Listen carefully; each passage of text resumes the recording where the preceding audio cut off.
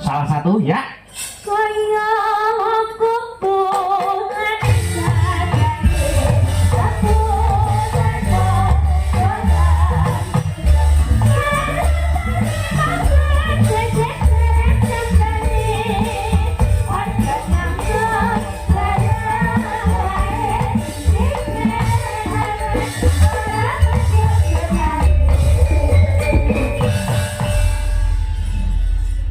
Subhanallah walhamdulillah wala ilaha illallah wallahu akbar.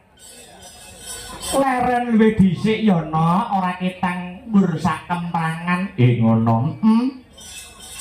Perkara lakon engko kena ditutuke sak rampunge limbukan sing baku aku karo kowe anakku limbuk bengi iki. Ngaturake apa to wigatine awake dhewe sowan tinimbalan ngono ya Mak. Iya. Nanging sadurunge matur sing akeh-akeh, luwih dhisik angka 1 ora ana tembung kang luwih endah kang kudu diucapake kang sarta diungkapake. Ya. Kejaba mung ucapan dan ungkapan rasa puja lan puji syukur kunjuk marang Gusti ingkang murbeng dumadi Tuhan Yang Maha Esa. Allah Subhanahu wa taala yuwang widiwase. Ngono ya Mak. Ya. Kang wis malembarake, ya kuwi keberkahan, kenikmatan becik nikmat sehat, nikmat sempat, nikmat iman marang aku kang sarta kowe sak rombongan. Ngono. Mokanduk tanpa nikmat kang sarta keberkahane saka Gusti Allah, aku karo kowe anakku limbuk bengi iki bisa manunggal kang sarta tetunggalan ana ing adicara bengi iki no. Ngono ya Mak. Ya ngestoke dawuh.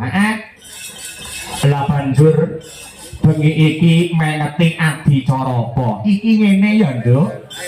Bengi iki ya kuwi adicarane. Tidak lain dan tidak bukan ya kuwi adicara bersih desa. Ngono. Agenda rutin tiap tahun. Agenda rutin tiap tahun. Ana sing ngarani bersih desa, ana sing ngarani nyadranan, semono uga ana sing ngarani sedekah bumi. Maneka warna sing dadi pengaran-arane nanging pada inti sarinya yaitu sama. Ngono. Ya kuwi ucapan kang sarta ungkapane para warga masyarakat pepunden-pepunden kuwi ingkang lenggah ana ing Kukuban Desa Gempol, Kacamatan Rejoso, Kadipaten Nganjuk. Syukure para warga masyarakat Gempol, awet kabeh kenikmatan kang wis ditampa. Ngono. Ora mung nikmate para petani sing sipate pertanian utawa hasil panen, ning nikmat kesehatan, kuwi ya disyukuri. Nikmat seduluran, desane isih pinaringan ayem lan tentrem, kuwi kabeh ya wajib disyukuri. Dengan wadah acara malam ini ya kuwi adicara bersih desa no. Ngono ya Mak. Iya ngestokake dawuh. Kula wis sak pantese wis sak trepe aku karo biyung bengi iki ngaturake panuwun ingkang tanpa pepindhan. Ngaturake panuwun ingkang tanpa upama no. Kunjuk marang sapa wae Mak. Nuwun inggih menika kunjuk dumateng ingkang angka setunggal. Pepunden kula sapa? Bapak Kepala Desa. Bapak Kepala Desa Gempol. Ingkang nyepeng bahwa pemerintahan mapan wonten ing Desa Gempol kendho kenceng butek bening abang ijonipun Desa Gempol. Bapak Budi Setiono. Kang sarta ngaturaken panuwun ingkang tanpa pepindhan. Kunjuk dumateng sedaya panitia ingkang boten saged kula sebataken setunggal baka setunggal. Ngono. Ingkang dipun pandegani nuwun inggih menika Bapak Ketua Panitia Bapak Pamuji Santoso. Ngono ya Mak. Bapak Jogobaya. Pancen kaya mangkono no. Panuga ngaturke panuwun terima kasih yang sangat banyak. Kunjuk dumateng seluruh para warga masyarakat Desa Gempol. Kan bengi iki awake dhewe sing ketiban sampur kinan paring lelipur hiburan gelar kelir gantung gong ngenekake wayangan dalam rangka adicara bersih desa Gempol Kecamatan Rejoso Kadipaten Nganjuk. Wah iya ya mak iya ngestoke dawuh dene ana ing taun niki awake dhewe sing nampa kapercayan awake dhewe sak kanca sak rombongan saka Sanggar Seni Astabrata sing nampa dawuh saka pepunden warga masyarakat kang mapan ana ing laladan desa Gempol supaya paring panglipur pancen kaya mangkono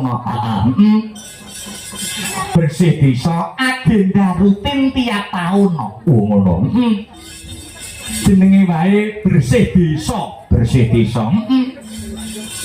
pira resik desa wis ngarani ngono sing diresiki aja mung desane secara lahir ning sak bisa-bisa agenda rutin tiap tahun pendak tahun sepisan iki ayo aja mung ngresiki latar aja mung ngresiki desa secara tata lahir ning ayo atine batine para warga masyarakat ingkang mapan ana ing kukuban desa Gempol diresiki ngono ya Mak carane kanthi cara introspeksi diri ngono mulat sarira angrasa wani aja metani keluputane wong liya ning kesalahane dhewe dipetani ngono ya Mak sing duwe kleru ucap duwe kleru tindakan disunke pangapura karo tangga tanggane ngono awit apa to Nduk bedane agama bedane pilihan kuwi sok awake dhewe nek ana bot repot